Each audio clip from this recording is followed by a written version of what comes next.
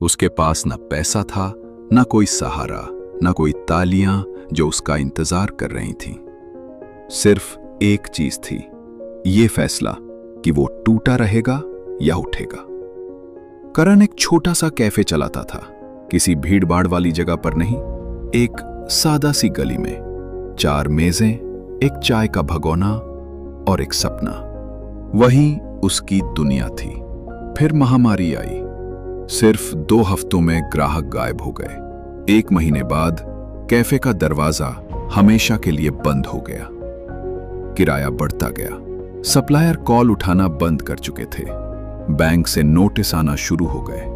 करण ने हिम्मत नहीं हारी। शुरू में बाइक बेचती, खाने कम कर दिए, माँ बाप से फोन पर हंसकर बात करता रहा, लेकिन अंदर से वो बिखर रहा था। धीरे धीरे सब कुछ उसके हाथों से फिसलता गया।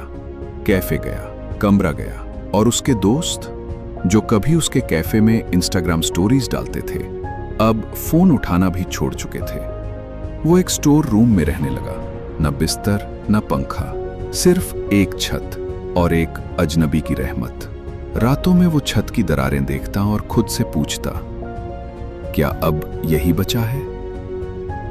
वो नौकरी के लिए अप्लाई करता, पर कोई नहीं रखता। एक फेल हो चुका बिजनेस वाला, थकी हुई आंखों के साथ। एक समय ऐसा आया कि वो 2 दिन तक भूखा रहा, पानी पिया और अपनी लाचारी को निगलता रहा। उसी रात, जिस रात भूख से पेट जल रहा था, उसने खुद से बस इतना कहा, एक बार और कोशिश कर। अगले दिन वो एक निर्माण स्थल पर पहुंचा। मजदूरी चाहिए, उसने कहा। ठेकेदार ने ऊपर से नीचे देखा और हंस कर बोला, तेरे जैसे नाजुक हाथ। करण ने आंखों में आंख डालकर कहा, अगर जरूरत पड़ी तो ये हाथ फट भी जाएंगे, लेकिन मैं रुकूंगा नहीं। उसने ईंटें उठाई, झाड़ू लगाई, सीमेंट मिलाया। वो लोग जो कभी उसे बॉस बुलाते थे, अब सड़क पर बिना देखे निकल जाते थे। लेकिन करण चलता रहा। हर ब्रेक पर किसी से फोन मांगकर गूगल करता, बिना पैसे के शुरुआत कैसे करें, घर से चाय कैसे बेचे, खुद का ठेला कैसे बनाए। रात में कागजों पर नाम लिखता, डिजाइन बनाता, नई चाय की रेसिपी सोचता। फिर एक दिन करीब 3000 रुपए बचाकर उसने एक छोटा सा चाय का ठेला बनाया, हाथों से पेंट किया, नाम रखा राइज एंड ग्राइंड, क्योंकि पिछले 6 महीने में बस यही किया था। उठा और मेहनत की। पहले हफ्ते सिर्फ 3 ग्राहक रोज, लेकिन हर कप में मुस्कान मिलाकर देता था। चाय के कप पर छोटे छोटे मैसेज लिखता, तुम अपनी सोच से ज्यादा मजबूत हो, एक और कोशिश करो। धीरे धीरे बात फैलने लगी। एक छात्र ने ट्वीट किया, एक ब्लॉग ने लिखा, फिर एक फूड व्लॉगर आया।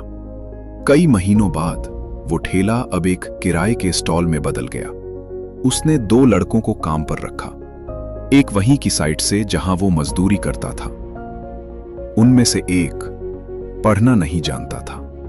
करण रोज दुकान बंद होने के बाद उसे पढ़ाना शुरू कर देता।